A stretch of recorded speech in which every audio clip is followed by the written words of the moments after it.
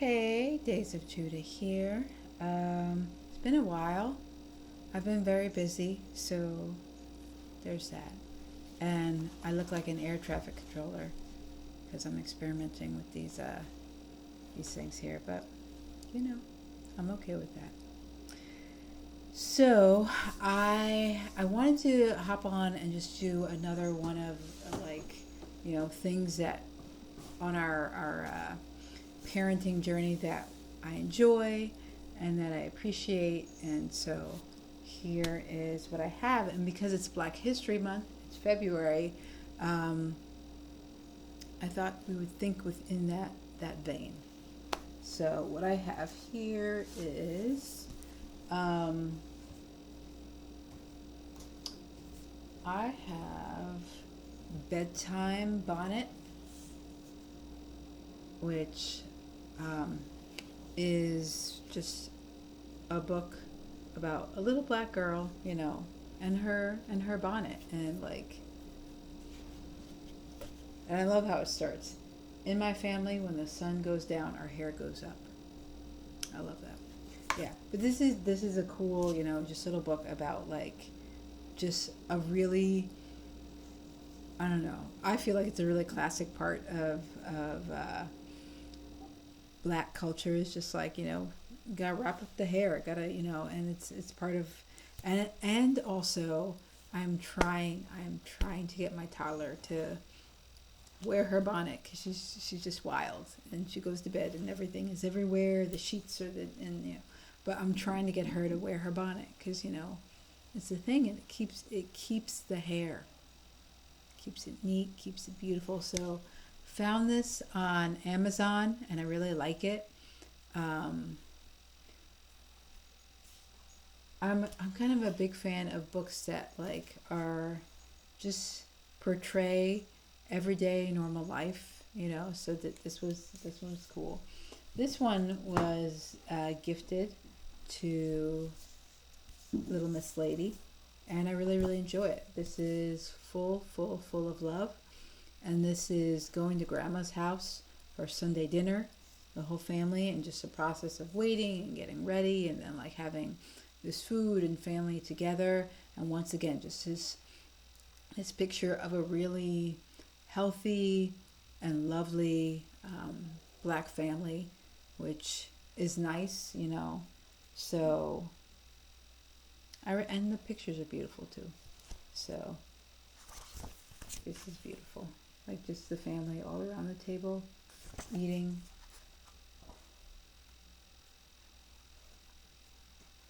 And just hanging out with grandma, just doing normal things.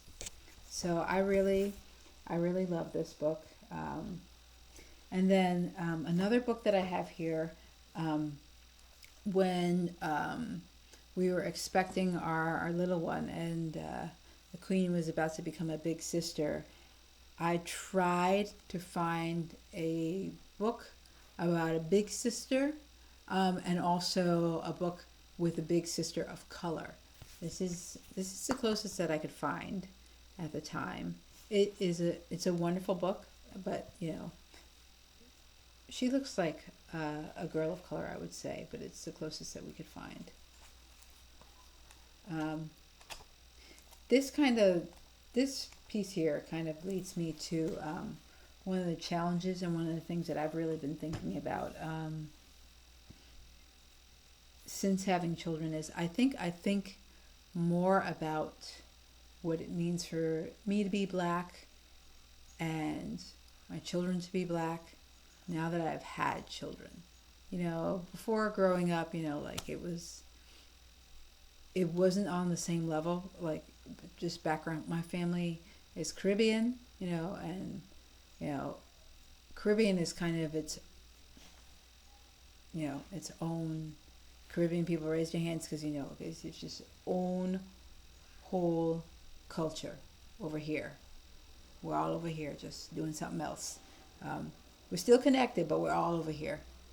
Um, and so for my family, we didn't talk a whole lot about oh, what it means to be black. You know, you just were, and you were just in it, and you were doing things that were distinctly you. But like, so I didn't grow up with that. Like, we need to talk about, like it. It was a different culture than being, having a family that's been in the U.S. for generations and generations. I'm first generation American, so very, very different experience. But now that I'm having children and I'm having them here, now I'm thinking a lot about what it means and what it means to see yourself. And so like I think about things like this. Like I got some toys for my daughter, hand me down, because like as a parent you learn like you don't have to buy everything new, because just they're toys and they go through them quickly sometimes. So we got little people, which little people are awesome because they're just sturdy. They can't choke on these things. They don't break. They are they are the truth. But most of the times they look like this. Like this guy here. He's cool, but they look like him. Um, can I tell you that I had to search the world over and turn things upside down to find these guys? Oh, she's backwards. Okay. This happy little couple, and they have a baby too, but the baby's somewhere. I can't find the baby. But like this happy little couple, and I mean, look how cool they are. Like, can you see? She has twists. She has twists in her hair. That's amazing. I love that. Good on you, little people. That's a great touch. Um, yeah. So she's got twists. He's got like this cool little afro, and they're cool. But these are the only ones. Like, well, not the only ones, but if you want more of them, you have to order a whole like little multiculti set. And no offense against the multiculti, like, or the many different representations of culture. That's better. But like it's in that set there's one black person, um, and then I think that's it. Like, so it's really hard to find like good quality stuff like that and toys that reflect black culture. Um, so this Black History Month, I'm reflecting on that and thinking about that. And I never thought that I was going to be um, the type of mom where this was going to be a big deal for me, or that I was going to be thinking about it, because of how I was raised. But I am. I'm here now, and I am, and it's important. Um, and like the village that's kind of surrounding us and the support that is here for my children to grow up and fully be themselves and be well-rounded individuals and be black and be proud of it. That village that can support that is really, really, really important.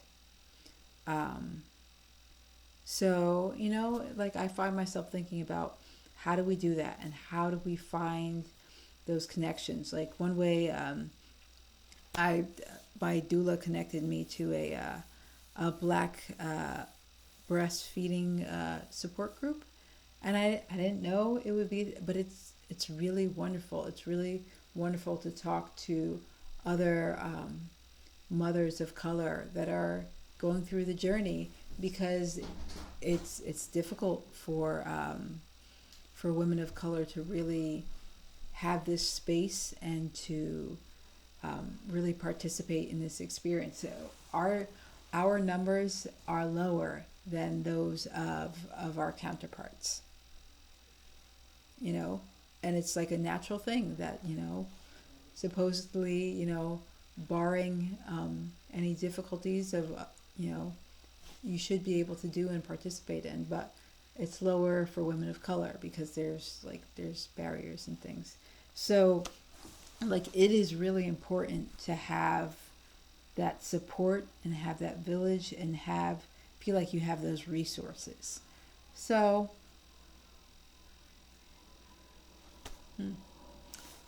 I guess I don't know where I'm going with this. I don't know where I want to land. I guess what I'm saying is that I think it's really important for families of color to continue to seek out that support. You know, I have to say, I do see more and more on social media, so that's a good place to look to find connections. Um, but then also, if you're in an opposite position, like if you're one of these companies that is making toys, um, why not just make, like make more of what is seen in the world? Like it's totally cool to have this guy, but make more of this guy too. So it actually looks like what the world looks like. And that it makes sense for our little ones that are coming up, um, so that they know where they stand in the world. So, yeah, things that I'm thinking about. What are you thinking about this month? I'm Days of Judah. Hope you're having a good night. See you later.